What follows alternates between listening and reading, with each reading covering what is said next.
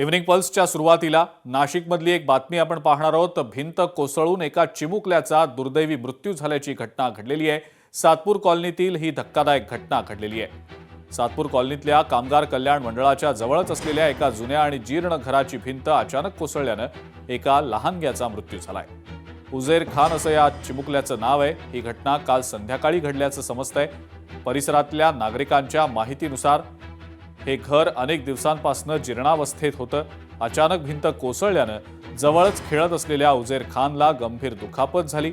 घटना घडल्यानंतर परिसरातल्या नागरिकांनी तत्काळ या चिमुकल्याला रुग्णालयात दाखल केलं, मात्र डॉक्टरांनी उपचार सुरू असताना त्याचा दुर्दैवी मृत्यू झाल्याचं घोषित केलंय। या घटनेनंतर परिसरात शोककळा पसरली आहे। नागरिकांमध्ये काहीसं भीतीचं वातावरण आहे। संबंधित घटनेची नोंद सातपूर पोलीस ठाण्यामध्ये करण्यात आलेली आहे। महेश महाले आपले नाशिकचे प्रतिनिधी या संदर्भातली अधिक माहिती आपल्याला देत आहेत। महेश, काय नेमकी माहिती आहे?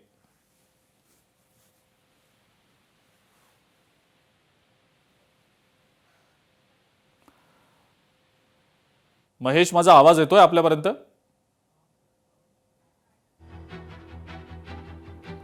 महेश यांच्यापर्यंत आपला आवाज जात नाहीये। कदाचित आपण पुन्हा एकदा त्यांना संपर्क करण्याचा निश्चित प्रयत्न करूया। मात्र नाशकातली ही सातपूर कॉलनीतली धक्कादायक घटना आहे। भिंत कोसळून एका चिमुकल्याचा दुर्दैवी मृत्यू झालाय।